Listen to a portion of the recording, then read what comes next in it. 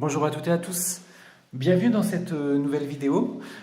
Vidéo aujourd'hui où je vais vous faire découvrir un tout nouveau jeu. Donc on va le découvrir ensemble, hein. Grosso modo, bon, évidemment je le connais, mais j'ai dû faire peut-être un voire deux tirages avec lui grand maximum. Et je trouvais sympa de vous le présenter aujourd'hui, d'autant plus que j'ai remarqué que sur YouTube, il n'y a pas beaucoup de vidéos, en tout cas françaises, qui présentent cet oracle-là. Je pense même que je suis le premier, a priori, si j'ai bien cherché, hein, euh, à, à proposer en tout cas ce jeu-là en présentation de jeu. Donc ce jeu-là est l'oracle américain, en fait, Native American Oracle Card. À la base, enfin, c'est un jeu qui de toute façon a été conçu par Laura Tran et dessiné, alors, excusez-moi pour l'accent, Massimo Rotondo. Ce jeu en fait était bien connu auparavant euh, par, il s'appelait le Tarot des peaux rouges. Voilà. À la base, c'était un jeu vraiment typiquement divinatoire. Et c'est vrai que dans cette version-là, l'objectif est essentiellement, grosso modo, de vous fournir un guide et une source originale par rapport à chaque carte, si vous voulez, une source d'inspiration qui va vous permettre de dénoter certains petits détails pour, en tout cas pour vos consultations par rapport à vous-même, si vous faites des tirages. Voilà, c'est vraiment, ça va vous mettre vraiment sur la voie de pas mal de petites choses assez surprenantes parfois, hein. Le but, de toute façon, c'est clair, hein, c'est explorer le riche symbolisme, parce que vous allez voir que ça en déborde, hein. Il y a beaucoup de symbolisme dans ce jeu-là qui le caractérise, et c'est grosso modo la culture typique américaine. Donc, on va le découvrir sans plus tarder. Donc, boîte assez costaud, j'aime bien ce genre de boîte parce que c'est assez solide. Hop là. Donc, comme chaque jeu, vous avez le livret, vous voyez qu'il est neuf, hein, je veux dire, le livret avec plusieurs langues. Euh, Vous avez évidemment la description de chaque carte, un tirage euh, qui est, euh, qui est démontré. Jeu qui est quand même, enfin jeu, livret qui est quand même super sympa, je pense, comparativement à plusieurs livrets où c'est vraiment des vulgaires feuilles d'une qualité vraiment très médiocre. Là, vraiment, c'est un petit livret qui est quand même de très bonne facture, très bonne qualité et très bien fait, vraiment très bien fait. Je crois que ça vous permet d'aller au plus profond des cartes et vous donner une base, comme dans tous les livrets, de chaque carte, si vous voulez. Par exemple, hop là,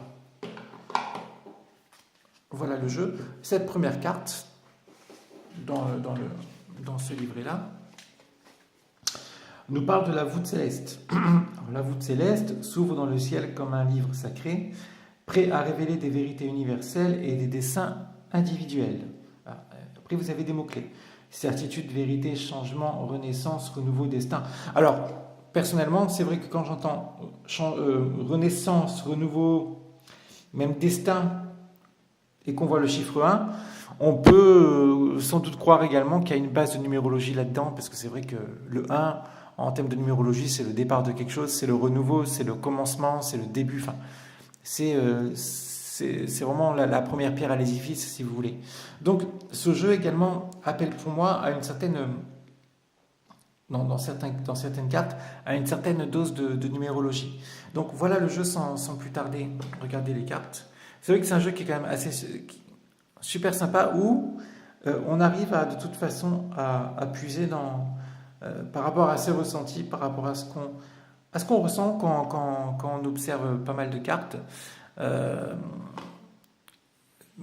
pour nous guider tout simplement. Un petit défaut quand même selon moi quand on regarde ces cartes-là, c'est qu'il n'y a pas de nom sur chaque carte.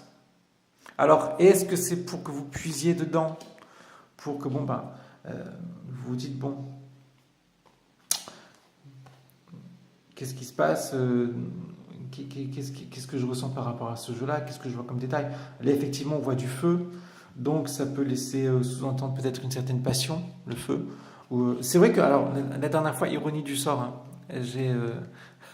j'ai pris ce jeu-là pour faire un tirage pour une consultante qui allait louer une maison. Et il y a cette carte-là qui me sort, et je vois le feu. Je me dis, tiens, c'est étrange, d'autant plus que cette carte-là, dans le livret, elle nous parle de... Alors, le faucon, les mots-clés, c'est donc succès, initiative, clarté, compréhension, diplomatie. Bon, rien à voir avec, grosso modo, ce que j'ai vu. Et je lui ai dit, écoutez, la maison que vous allez probablement louer, attention, à mon avis, il y a des petits soucis, des petits soucis peut-être de chauffage ou des choses humides, des choses comme ça. Et effectivement, c'était un appartement qui en fait était assez humide et qui était sujet à qui avait des chauffages très anciens. C'était des chauffages qui étaient a priori collectifs dans un immeuble et qui ne chauffaient pas du tout en fait. Enfin, quand je dis pas du tout, c'était vraiment très très peu. Et vous voyez, ce détail-là, c'est véritablement le feu qui m'a mis sur cette voie-là. Donc oui, grosso modo, pour moi, c'est vraiment le nom des cartes qui manque. Mais après, c'est vrai que ça nous permet, à travers effectivement les significations de base des cartes, hein, par rapport aux détails de la culture américaine, de nous projeter et de nous faire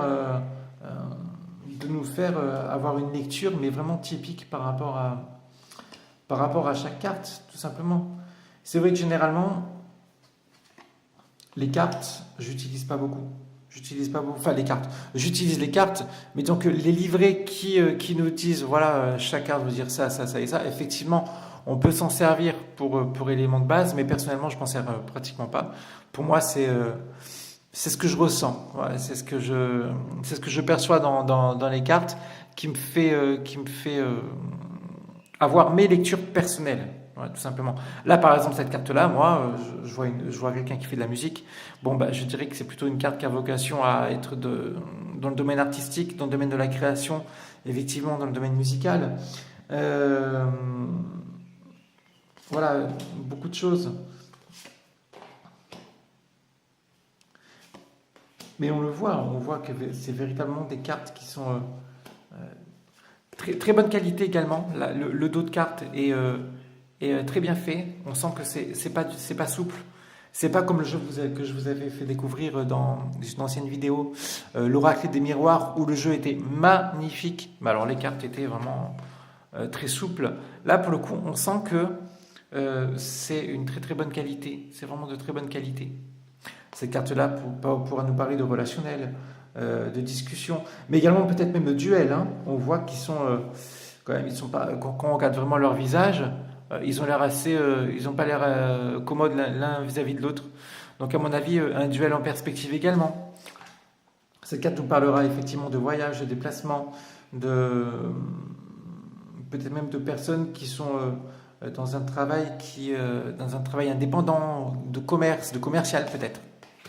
Ça fera office de maison à mon avis.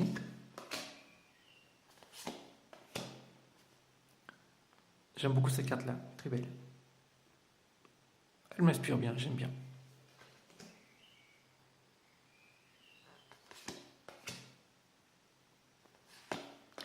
Vraiment les cartes. Cette carte-là me fait vraiment référence, par exemple, à l'hérédité. À l'hérédité, on voit les racines, l'arbre. L'hérédité, évidemment, l'écologie également, la verdure, la nature, le soleil, la chaleur, on voit derrière le soleil.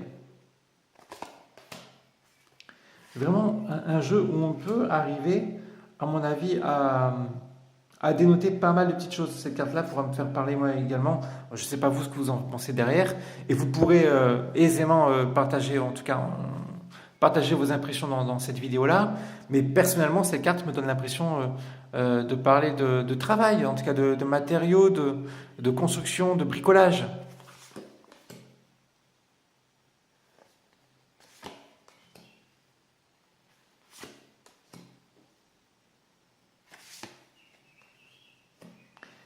ces cartes-là, personnellement, la 33, dès que je l'ai vue la première fois, pour celles et ceux pardon, qui connaissent le tarot de Marseille, me fait grandement penser à la carte du pape dans le tarot de Marseille.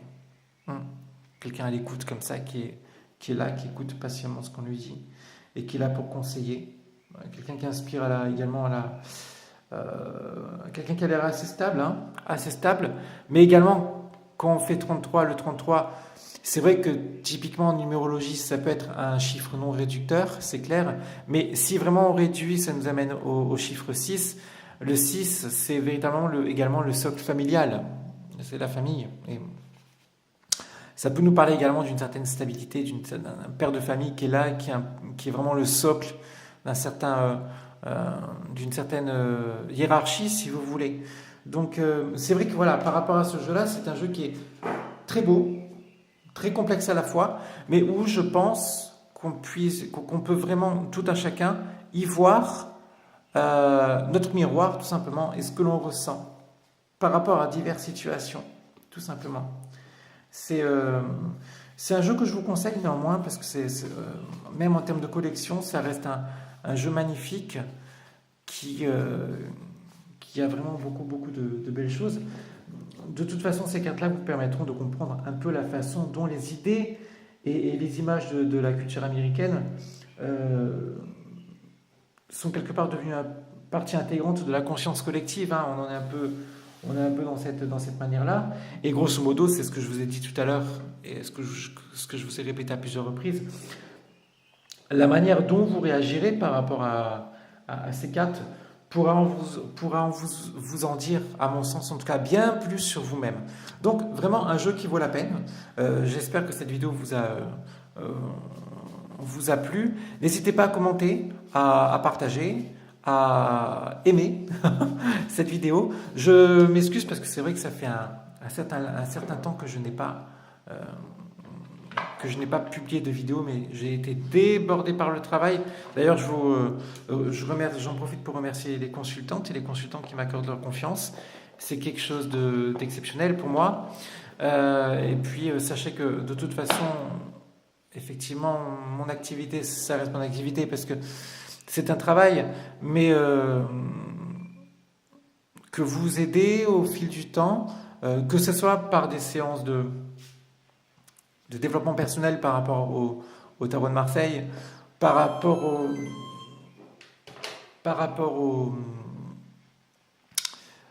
à la psychologie, même par rapport au coaching, c'est pour moi le plus important.